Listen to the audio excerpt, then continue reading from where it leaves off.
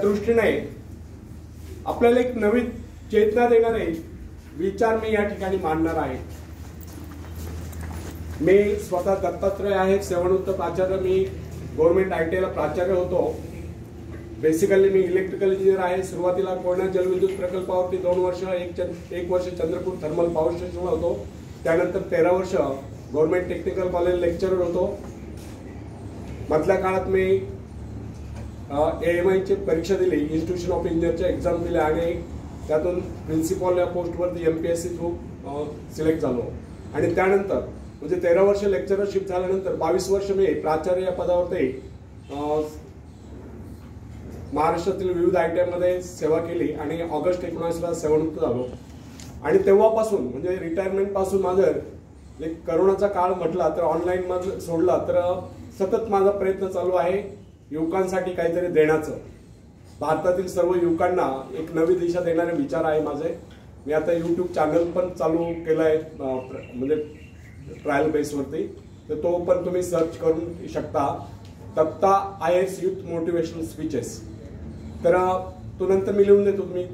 तर या ठिकाणी मला सांगायचं हे आहे की आपल्याला भारताला जर विश्व राष्ट्र बनवायची तयारी जर करायची असेल तर आपल्यामधला आत्मविश्वास जागृत करणं आणि आपल्याला आत्मनिर्भर बनवतं युवकांना, हे कार्य मी करतो आहे। विवेकानंदांचे जे अधुरे स्वप्न आहे युवकांबद्दलचे ते पूर्ण करण्याचं स्वप्न मी या ठिकाणी पूर्ण करतो आहे। तर मी आत्मविश्वास या विषयावरती बोलणार आहे। चालेल, किती वेळ लागणार आपल्याला त्याप्रमाणे? बरं, तो फ्रेंड्स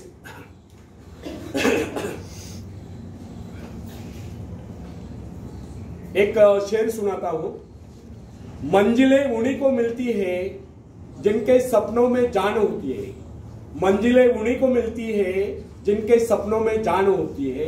पंख होने से कुछ नहीं होता यारो, हौसलों से उड़ान होती है, हौसलों से उड़ान होती है। तो फ्रेंड्स, किसी व्यक्ति ने एक बार एक विचारक से पूछा, वह कौन सी शक्ति है जो पहाड़ को भी हिला दे? विश्वास, आत्मविश्वास। आत्मविश्वास संपन्न व्यक्ति के लिए सब कुछ संभव। विचारक ने कहा, जीवन का मूल मंत्र है कि अपने विषय में उच्चतम विचार रखने में लज्जा का अनुभव मत करिए। यदि भगवान ने आपको ऐसा बनाया है और इसमें उसको किसी प्रकार की लज्जा नहीं आई तो फिर आप क्यों लज्जित होते हैं? एक युवक था, वो सदा मुस्कुराता रहता था। उसका शरीर दुबला पतला था, इस पर भी वो बड़े से बड़ा काम करने के लिए तत्पर रहता था। एक दिन उससे पूछा गया, आप सदा मुस्कुराते क्यों रहते हो?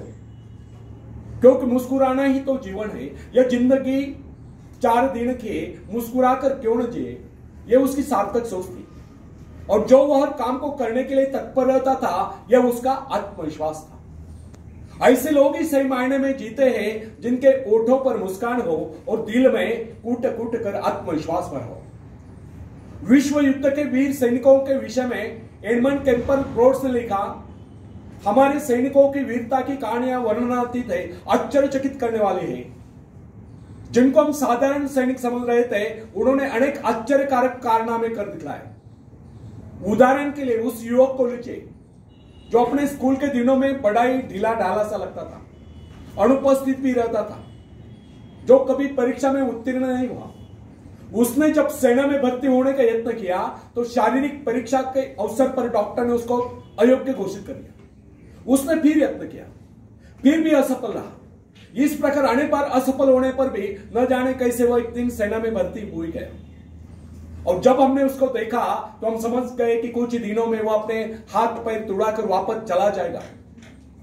बहुत दिनों तक उसके विषय में किससे कुछ नहीं सुना था, किंतु अचानक एक दिन उसके मित्र के पत्र से विदित हुआ, मालूम हुआ कि उसने खाई में पड़े जलते हुए बम को उठाकर उसके फटने से पहले दूर फेंककर खाई वालों के जीवन बचा दी। इसी प्रकार एक दिन वो भीषण गोलियों के बौछार के बीच में से होकर गुजर गया और वहां से अपने घायल साथी को निकाल कर ले।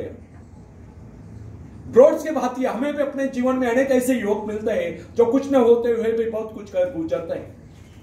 उनमें भले ही दूसरों की अपेक्षा कम शक्ति हो, कम योग्यता हो, परंतु उनमें असीम आत्मविश्वास होता है, जिनके कारण वे इस प्रकार के महान आश्चर्यकारक कारनामों में सफल हो जाते हैं। यह मनुष्य का विश्वास ही है जो असंभव को संभव कर देता है। आत्मा में विश्वास, परमात्मा में विश्वास, मनुष्य का आत्मविश्वास उसको देवता बना देता है जिसकी इच्छा पूर्ण होनी चाहिए।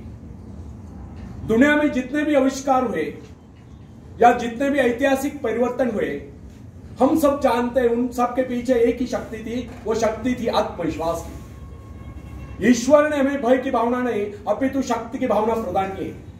उसने हमें प्रेम करना सिखाया और सुलझा हुआ मस्तिष्क दिया है। फिर भी अधिकांश लोग स्वयं को अपनी दुर्बलताओं से मापते हैं, अपने सामर्थ्य से नहीं। यह बहुत कम लोग सोचते हैं कि हम में कितनी शक्ति है, हाँ हम में कितनी दुर्बलता है, इसका हिसाब फटाफट लगा लेंगे। हमारे जीवन में कितनी खुशियां हैं इस नजरे से नहीं देखेंगे, बल्कि दुखों का हिसाब लगाएंगे, संकटों को गिनेंगे।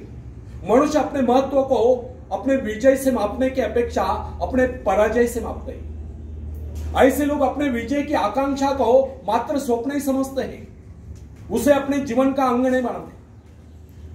तुलनात्मक दृष्टि से देखा जाए तो बहुत कम लोग ऐसे होते हैं जो अपनी सामर्थ्य का उचित मूल्यांकन कर पाते हैं। अधिकांश लोग तो अपने विजय को किसी अन्य सामर्थ्य की विजय मान बैठते हैं। तथापि विश्वास ही एकमात्र शक्ति नहीं, वो महानतम शक्तियों में से एक है। युद्ध में बंदूक नहीं अपितु मनुष्य के भीतर का आत्मविश्वास लड़ता है। शेरपा तेनसिंह ने हिमालय पर विजय प्राप्त नहीं की थी, विजय पाई थी उसके आत्मविश्वास नहीं। फ्रेंड्स, गाद का महावीर गोलियत जब इजरायली शिविर में युद्ध करने के लिए पहुंचा तो उसने उसे ललकारते हुए कहा, यदि किसी में साहस हो तो आगे बढ़े, परंतु किसी ने साहस का परिचय नहीं दिया। उसकी दूसरी ललकार सुनकर डेविड नाम का एक सैनिक उससे युद्ध करने के लिए आगे बढ़ा। गोलियत दाड़ रहा था, चिल्ला चिल्लाकर अपनी वीरता का बखान कर रहा था। डेविड जब साहस करके आगे बढ़ा तो वहां एकत्रित अनुभव लोगों ने उसको अनेक प्रकार के शस्त्र पकड़ाए, किंतु उसने उन सबको वापस कर दिया। लोगों ने बहुत समझा कि इसके बगैर वह किस प्रकार लड़ेगा। उसने कहा, मुझे इन शस्त्रों का अभ्यास नहीं, मैं इन्हें नहीं चला सकता, ये मेरे शस्त्र नहीं, मेरे पास अपने शस्त्र है जिनके सहारे मैं उससे लड़ूंगा। डेविड ने वे सारे शस्त्र वापस कर दिए, केवल अपनी गुलेल ली और सामने पड़े कुछ कंकर उठा लिए। दूसरी ओर फिलिस्तीनी गोलियत सिर से पांव तक हथियारों से लैस ढाल से ढका हुआ था। उसके पास बड़े बड़े घातक शस्त्र थे। गोलियत ने जब एक निहत्थे इजरायली युवक यानी कि डेविड को अपने से युद्ध करने के लिए आगे बढ़ते हुए देखा तो फिर उसी प्रकार गर्व से भरकर उसे ललकारते हुए बोला, आओ मेरे समीप आओ, मैं तुम्हारा मांस नोच कर आकाश में उड़ने वाले चिलकों को खिलाऊंगा। उसकी गर्वोक्ति सुनकर डेविड ने उससे कहा, गोलियत, तुम तो मेरे पास ढाल और तलवार लेकर आए हो, किंतु मैं तुम्हारे पास उस ईश्वर से विश्वास लेकर आया हूं जिसकी आज्ञा का तूने उल्लंघन कर दिया। वह परमेश्वर जो इजरायली सेना का सेनापति है, आज वही परमेश्वर मेरे हाथों तुझको पराजित करेगा। उस फिलिस्तीनी के भांति डेविड के पास दिखावे के लिए शस्त्र नहीं थे। उसने किस शस्त्र पर विश्वास न जमा कर अपने परमात्मा पर विश्वास जगाया था, अपने आत्मविश्वास पर विश्वास जगाया था। उसी विश्वास के आधार पर उसने गोलियत को पराजित कर दिया। उसने अपने गुलेल में एक पत्थर सटाया, गोलियत के माथे को निशाना बनाकर उसे छोड़ दिया। पत्थर लगते हुए वही जमीन पर लोटपोट हो गया। यह डेविड के दृढ़ आत्मविश्वास का परिणाम था कि सिर से पांव तक हथियार से लैस गोलियत को उसने धूल चटा दी, केवल एक गुलेल और ईश्वर के प्रति अपने विश्वास के दम पर, अपने आत्मविश्वास के दम पर। विवेकानंद जी भी कहा करते थे, जिनमें आत्मविश्वास है वही आस्तिक है और जिनमें आत्मविश्वास नहीं है वह नास्तिक है। तो इससे यह सिद्ध होता है कि आत्मविश्वास अनन्य रूप से सफलता की कुंजी है। यदि विश्वास नहीं, भरोसा नहीं तो उपलब्धि नहीं। विश्वास जितना दृढ़ होगा, विजय की संभावना उतनी अधिक होगी। हम लोगों में यदि कमी होती है तो केवल आत्मविश्वास की। हम लोगों में यह भावना नहीं होती कि हमारे भीतर जो ईश्वर आत्मविश्वास के रूप में बैठा हुआ है वह संसार की सबसे बड़ी शक्ति है, वह शक्ति हमारी सहायक है। जो व्यक्ति आत्मविश्वासी होता है उसके लिए कोई भी कार्य असंभव नहीं होता। जो मनुष्य अपना आत्मविश्वास जागरूक कर लेता है उसकी शक्ति स्वयं में दोगुनी जाती है। जो व्यक्ति दृढ़ विश्वास के साथ किसी बात को कहता है, सभी श्रोताओं पर उसका वैसा ही प्रभाव पड़ता है।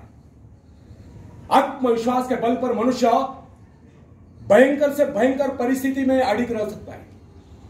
यदि मनुष्य में आत्मविश्वास न हो, न ही उसका परमात्मा की शक्ति पर विश्वास हो, तो वह कितनी महत्वाकांक्षाएं क्यों न पाल ले, वह उनकी पूर्ति नहीं कर सकता। यदि मनुष्य में आत्मविश्वास नहीं है, तो वह कितना ही परिश्रम क्यों न कर ले, उसका सारा परिश्रम व्यर्थ ही जाएगा। जो व्यक्ति अविश्वासी होता है, समझे कि वह जीवन के नियम के विरुद्ध कार्य कर रहा है, अतः उसका असफल होना निश्चित है। उसको किसी प्रकार की उपलब्धि नहीं मिल सकती। हंसने मुस्कुराने जैसा मामूली कार्य भी, जिसमें व्यक्ति को जेब से कुछ खर्च नहीं करना पड़ता, बिना आत्मविश्वास के संभव नहीं। आत्मविश्वास के अभाव में ओठ भी मुस्कुराने से मना कर देते हैं।